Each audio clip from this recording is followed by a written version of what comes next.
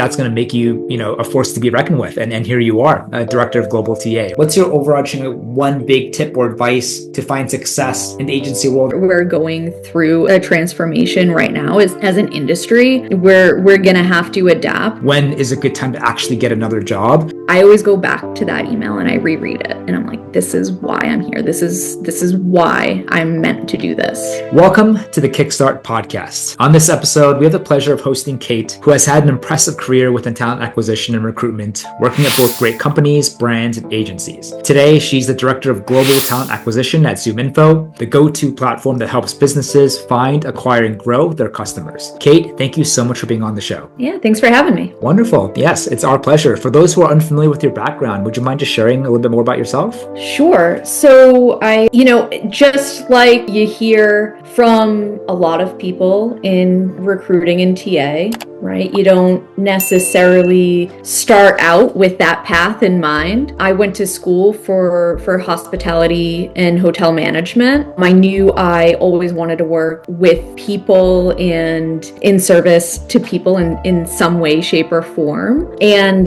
then I got a call from an agency looking for somebody to help support Staples in they were going through an ATS implementation. So they were moving from Connexa Brass Ring over to Taleo, neither of which I think still exist, but they had to do that cutover in a 3-week period of time. So they needed hands pretty quickly, and that's kind of how I dipped my toe into at least the talent acquisition realm. So it was more on the operations side, and then kind of grew through that, stayed on with Staples and went the agency side, then back internal, and now at ZoomInfo. Oh, wonderful. Before we get into that though, I'm curious, what did you do before Staples? You mentioned that you had a degree in hospitality. Did you had odd jobs in different sort of sectors and career paths? Would you mind just sharing a little bit more about that with the audience? Yeah, so even taking it back a little bit further, I worked through high school and college, really teeny tiny ski hill, Neshoba Valley in Massachusetts. And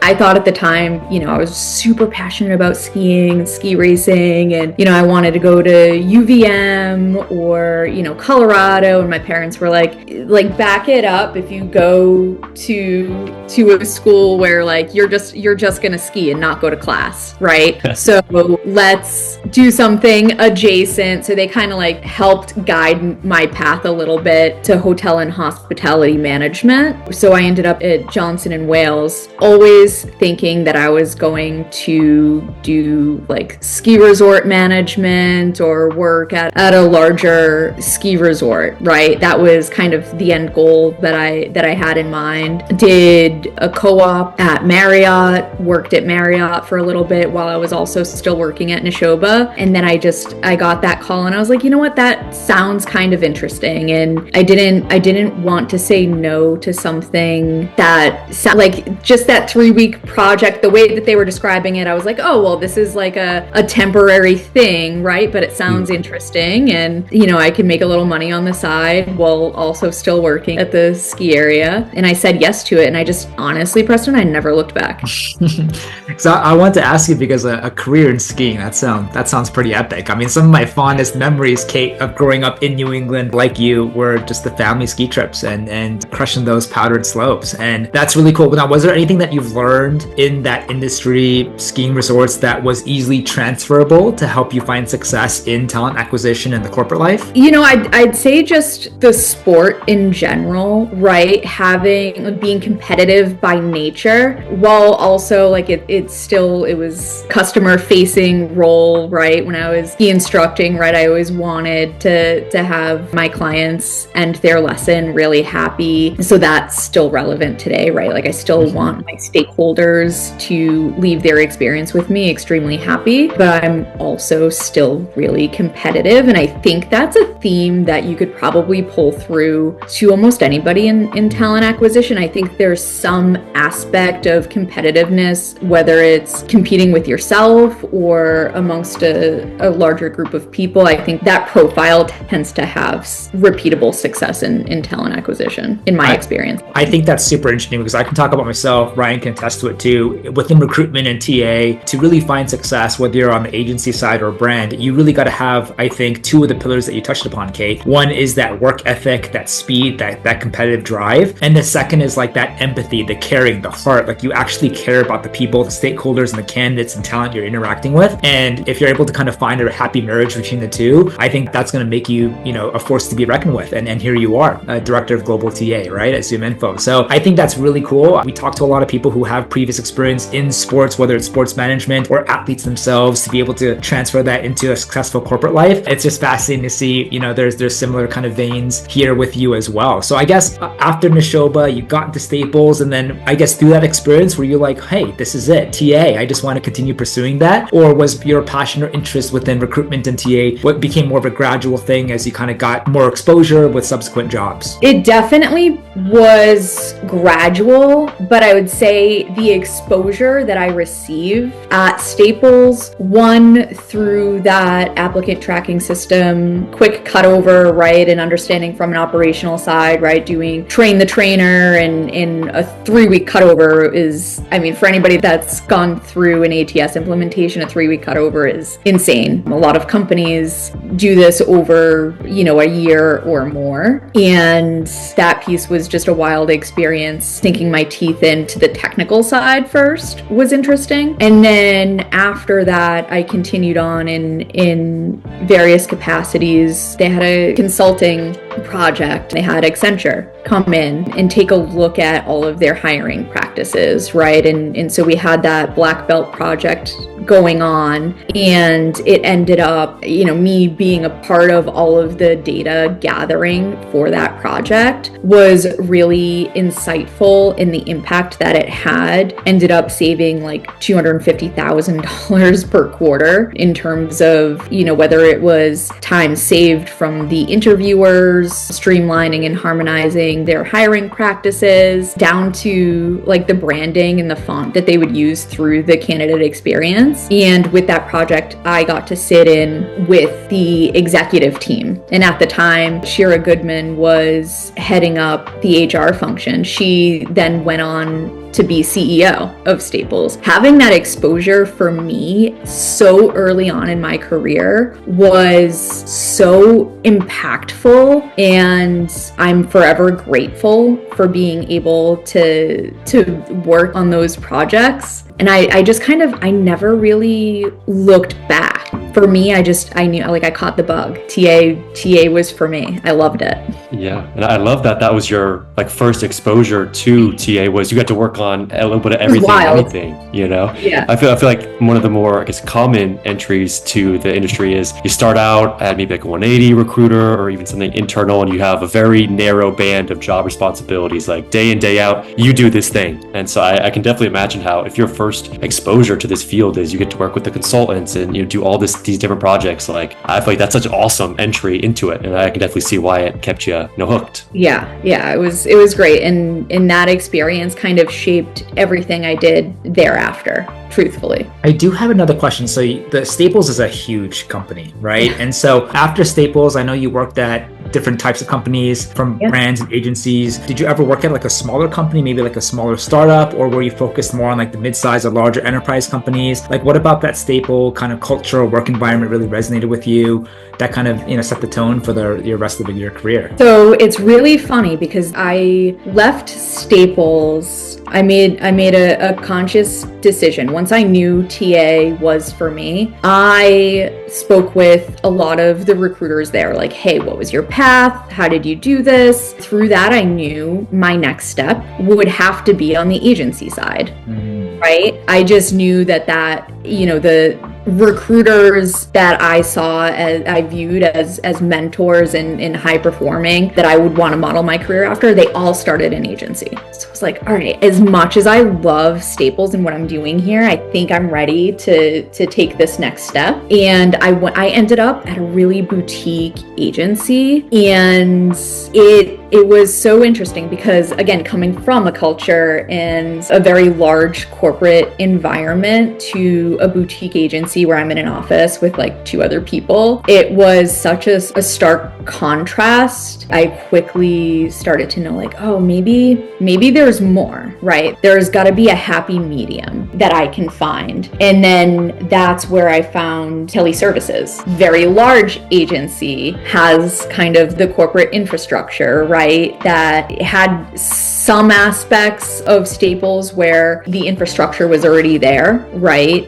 And I could learn and grow in different avenues, right? So I had everything from finance to tech at Kelley Services. So I really broadened the scope of positions that I was able to work on there while having that more corporate environment, a lot of people, right? Again, that competitive nature for me, looking at that global leaderboard and wanting to be, somewhere in the top 10 every single time it came out, like that, like I needed that piece, where at the boutique agency, if I'm like one of 2, I'm not necessarily getting that. Was it top 50% or bottom 50%? There's only 2, right? Yeah. So it was just like, it wasn't bad. It was just different. It's interesting because a lot of people start at the agency side and then evolve into the brand side. So like that you started with Staples and you kind of reversed, went back into the agency world. So you mentioned that you really like the competitive aspect of the agency world. Was there anything else in that environment that you liked? Was there anything that you didn't like compared to like working at a company like Staples? And then when you were at the agency world, was it 180? Was it a 360 job? Like, could you give us more color? Yeah, so I love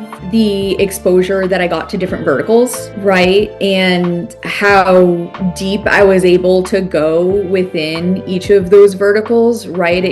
I had the support and infrastructure to be able to really hone in and focus on each of those things while I was working on those things. So, finance, being able to get exposure to many different companies and learning all about finance, and then shifting gears and learning the technical aspects of recruiting and having the support and backing to be able to truly learn the ins and outs of those technical aspects. Being exposed to different companies really helped me understand, right? And each company has their own different unique tech stack and things that they're looking for. And so that really helped me in my career. It was just a true recruiter seat that I was in. That didn't stop me from bringing in new business though. Anytime I got a lead either from a candidate or from, a client that I was talking to, I would first run with it and see how far I could go. And then once it was like hot and ready for the taking, that's when I would pass them over. I actually landed quite a few larger clients at Kelley while I was there by doing that, and kind of showed a few peers to like how they could help, just active listening, hearing those leads and being able to,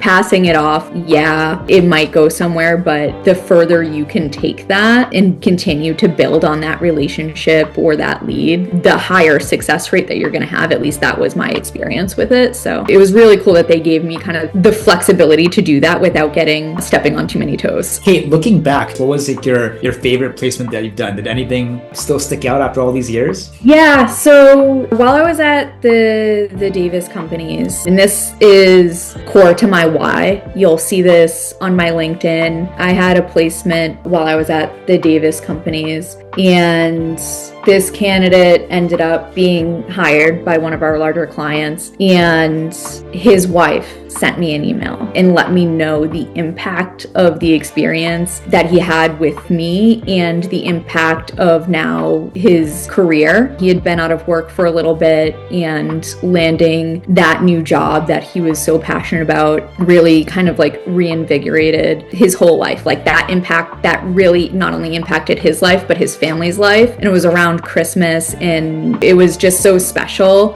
And we had the family come in. We had like a big dinner with them and talk to them a little bit. Amazing. But it was really special. And it kind of all goes back to being able to help people in some way, shape, or form, right? Like that is truly my why. That email, anytime I'm having a bad day, anytime I need like a little like perspective, I always go back to that email and I reread it, and I'm like, this is why I'm here. This is why I'm meant to do this. I think it's the reason why most TAs stay in this career path, right? It just never gets old, whether you're doing 5 years, 10 years, or 20 years. So I can definitely understand. For those who have started a non-technical career and they found their ways into the world of talent acquisition recruitment, and they fell into more of like a technical recruitment role, do you have any tips for people to find success in a technical role where they just are not technical themselves, or never really done anything technical beforehand? Yeah, be curious, be patient with yourself, but be extremely curious. Nobody is expecting you to know everything out the gate. The more questions that you ask, the more informed you're going to be. Leverage the tools that you have in front of you. There is a massive amount of information available, and be able to lean on the information that you have while also asking questions, right? People love to talk about themselves, right? Give them that opportunity, right? Oh, you did this. Why? Why did you end up doing that? How did you do that? What does this technology do? And how did it have an impact on that project that you were working on, right? Just truly just be curious, and you'll start to build those skills and build them in a way that you can connect the dots of the value of whatever that technology is, and really be able to like hone in on why the customer needs that, right? Whether you're an internal recruiter or an agency recruiter, it doesn't really matter. You still need to be able to connect those things back to the broader strategy of whatever their end goal is, right? So truly just being as curious as possible is the best advice I can give. Every day we're always talking to people, whether it's candidates or stakeholders, and it's actually quite surprising how many of us could definitely improve just listening more, right? The answers are in front of you. And so if you have a childlike curiosity, some of the best ways to learn about a role is to talk to talent themselves, but obviously also be very present with the stakeholders. I completely agree. For people who are listening to this and they're in the agency world, or they're looking to go into the agency world, Kayt, what's your overarching one big tip or advice to find success in the agency world, and maybe a tip on the client acquisition side, maybe a tip on the candidate side before we continue? Yeah, listening, honestly, listening and being curious. I'm gonna stick with that. If you're listening for leads, if you're listening for what's important to your clients, if you're listening to the projects or the work that your candidates have been doing beyond what's just written on their resume, right? Be less of a transcriber of the resume and a little bit more of like really digging in and being curious. That's where you're going to find the gems to your success, whether you're in the agency world or an internal recruiter. Just really quickly, want to touch on, I love that, because recruiting, even on the internal side or agency side, it can be super easy to fall into the emotions of, well, I need this placement to happen, or I need to get this client to sign, or I need this candidate to accept the offer. And you really think about what do I need from the situation? But as we've been chatting about, if you listen more and you put more thought into what do they need, how can I go out of the box to really listen deeper than just what's on the resume, you realize hey, this job is about helping people get a new job, or about helping teams find a critical position for their team. And you realize for most of us recruiters, we're not the main show, right? We're just here to help facilitate those connections. And I love that we said about the listening and just going out of your way to just be a little bit better of a recruiter by putting yourself more in their shoes and listening and asking better questions. I love that, because again, I know it's so easy to forget that when you're just go back and forth in meetings and what can it be for me. So I think that's a great tip. Moving on, I'm curious. So for someone who started at a big company like Staples and then you transitioned to agency, and now you're back at a large company, ZoomInfo. For those who are curious how you got to where you are now, what was kind of your thought process from one agency job to another, or what is, I guess, your internal decision-making process of when is a good time to actually get another job? And what ultimately was the calling for you to kind of leave the agency world and work at a company like ZoomInfo? The end goal for me was always to wind up back in-house. Because I started in-house, I knew that was the path for me, like the end goal. But I also wanted to get as much exposure to different things as I possibly could. And so I went really small boutique agency, really large agency. I've done, a Waters Corporation, right? You're talking biotech, med device. I could talk to you for days about liquid chromatography and mass spectrometry. And then over to the SaaS side of things, really it's my desire and natural curiosity for different exposure, but then also following people in some of my mentors throughout my career, right? So you could say it's by luck or by chance or fate, if you will. The agency that placed me at Staples was the Davis Companies. I ended up working at the Davis Companies after I left Kelley Services. Davis gave me a call and recruited me over to them. One of their larger clients went to Waters Corporation, followed, some of the people that I knew from my network to ZoomInfo. So it's intentional, but also by chance, right? Like I'm just paying attention to those special moments and trying not to say no, right? So I really stretch myself to take on that next new thing. And to answer your question, I never really know until it happens. I don't know,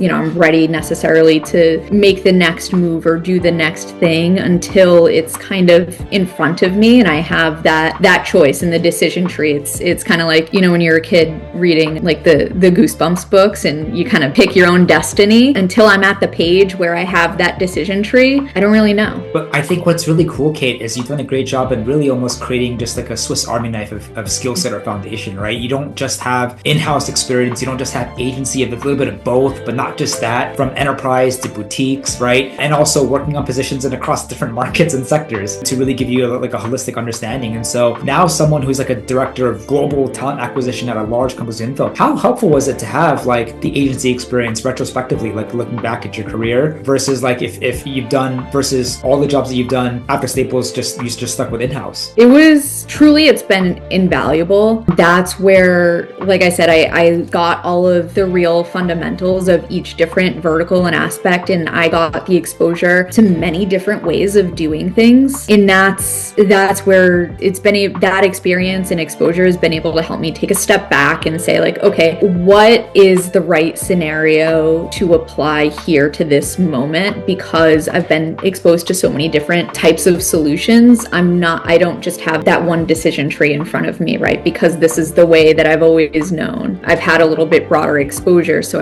I've been able to take all of those experiences into account. For sure. Is your current job, is it in-house? Is it remote? What about the other jobs that you had before? And what are your thoughts in terms of in-house, remote? Is it possible to build effective TA teams virtually, or does it have to have some sort of in-person element? Like, what are your thoughts to that? Yeah, both. COVID changed everything, right? So up until COVID, I was always in the office 5 days a week. And that obviously changed very, very quickly. Like in a moment's time, everybody went remote. I stayed remote or hybrid ever since. I do think that there's high value, especially if you're starting with a new company or, there are new team members, you have new stakeholders, that in-office presence, I think is really needed. Now, the way that you can get that, I think varies, right? I would say don't shut the door to like going into the office once a week, or maybe once a quarter you fly to an office. Or from a team building standpoint, like for us, I try to get our teams together at least once a year, right? Where it's a purposeful, we're getting together for a reason to solution certain things, but also have that in-person connectedness. It is different, right? It's funny, I was just talking about this earlier, right? It's almost the same thing as you're interviewing somebody in in person or through Zoom or just a phone call. You're going to get 3 different experiences, right? Even if it's the same candidate, but you'll always have that stronger relationship if you're sitting down with them one-on-one in the room. So are you kind of extrapolating that and letting that influence your interview process at ZoomInfo? Like always make sure that, especially if you guys are very bullish on somebody, you can talk to them in different settings, different angles to really kind of get a better understanding of who they are just holistically? Yeah, I think the mode of communication definitely matters. You glean a lot more from being able to see and connect with somebody face to face, even if that is through Zoom versus just a phone call. And I will be the first one to tell you, I love that. Yeah, I don't even want to call it old school because it should be just, you pick up the phone, smile and dial a little bit. Don't be shy to have that grind in you. But at some point, I do strongly feel that either a Zoom or an in-person sit down with a candidate or a stakeholder, hiring managers, client, super important. Even pre-COVID, agency days, you're still going on site to those clients and getting a sense, getting a feel for who that client is. What are their values? What does a day at this company really look like? And how do I turn what I see here and feel here into a story? And how do I tell that client story to candidates, right? Because you're selling that. I think it's a really hard thing to sell if you don't get to see or feel it. Mm-hmm. Do you see the shift to the industry just going naturally more virtual, less personal? Aspects of it are starting to shift that way. I think the people that will find the most success will push to have some sort of blend of getting on site to that client somehow or meeting up with their team every once in a while. As traffic stinks, but there's value to be able to walk over to a hiring manager's desk and shake their hand and say, hey, let me sit with you for 5 minutes, grab a coffee and hear more about the interviews you just had. Let's have a coffee debrief. Same thing with your peers, right? I think it's a wildly different experience when you're in a room or next to recruiters. And I'm not talking like a bullpen environment necessarily, but like it's contagious, right? When you can hear somebody's call and you can say like, oh, you know what? I really liked that you built that into your pitch. I'm going to borrow that and kind of make it my own. That's how I learned anyway, was able to build on my career. And for some of the new recruiters starting out, I kind of feel for them because they don't necessarily get that experience day in and day out of hearing everybody's calls or being able to shake their hiring manager's hand and build that relationship in person or sit in front of their candidate, right? It's different for them. It just is. It really is. I agree with you. I think technology is going to push us to be more just through the screens, virtual, but the more that we can make the effort to just have that cup of coffee with their colleagues or stakeholders or candidates, be able to meet, even though it might mean extra effort or you might have to slog through traffic, it is way more impactful and way more memorable as well. And I think like for an industry where our profession is really just about human to human personal relationships, it's going to go back and the emphasis is going to be heavier on that while technology continues to advance with automation and AI and all of this stuff. And so it's really kind of fascinating for me to kind of hear someone like yourself outlook where you've done a great job in really having a taste of a lot of different slices of recruitment throughout your career. I'm curious, how big is your team at ZoomInfo? Like how many people are you managing or your org? Yeah, the TA org, we're hovering right around 30 right now. Oh my goodness. Do you have any like big advice to leaders and managers out there on how someone can successfully lead and manage an org of that caliber? Just really get to know your people, be curious,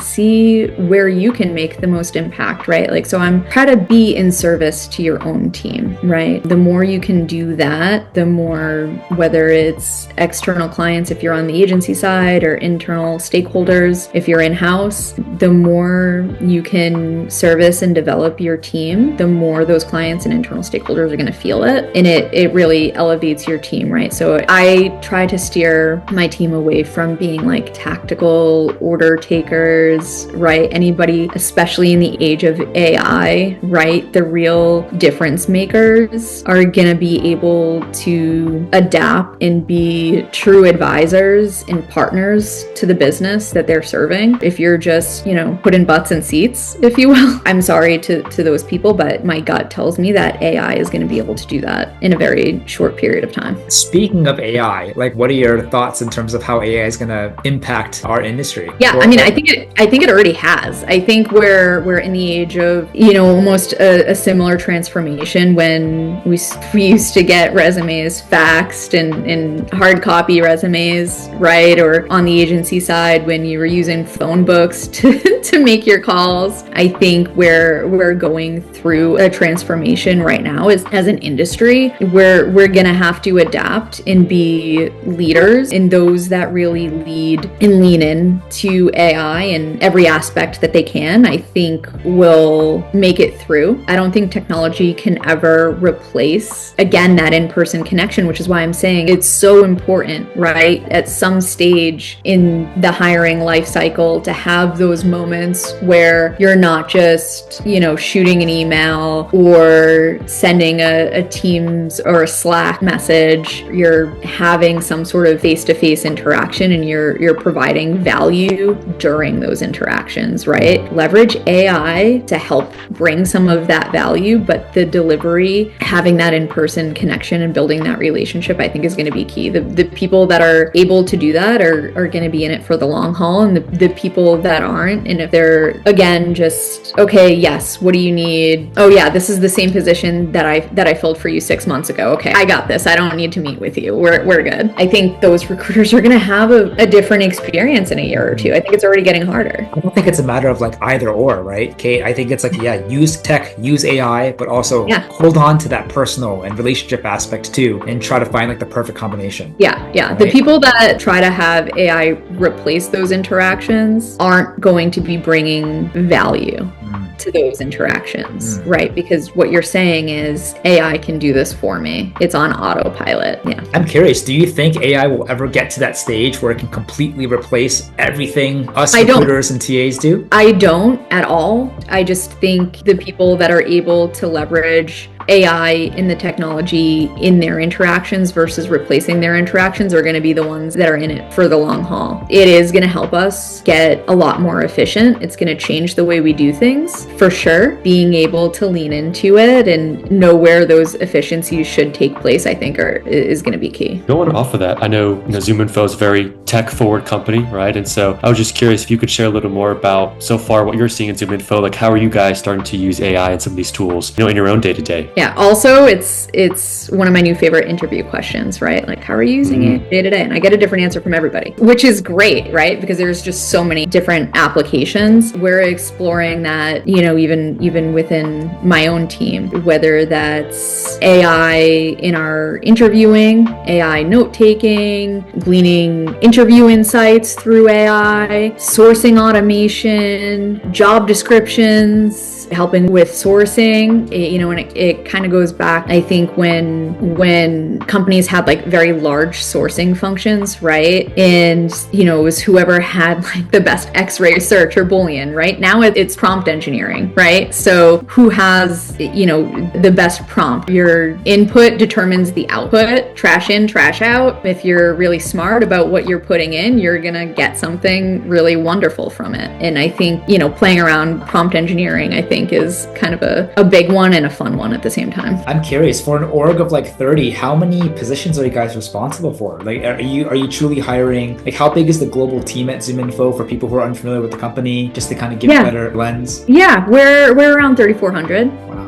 Yeah. 3,400 and team of 30 to support. Wow, that's incredible. That's almost 1/10 of that. And so for people who are managers and leaders and they just they want to find ways to improve or find better success, how important is it to have, like you said, that trust, the communication, that relationship with external stakeholders to obviously really understand exactly what the need is and how you and your team can deliver? And do you have ways to be able to kind of maybe a tip or two to help with that?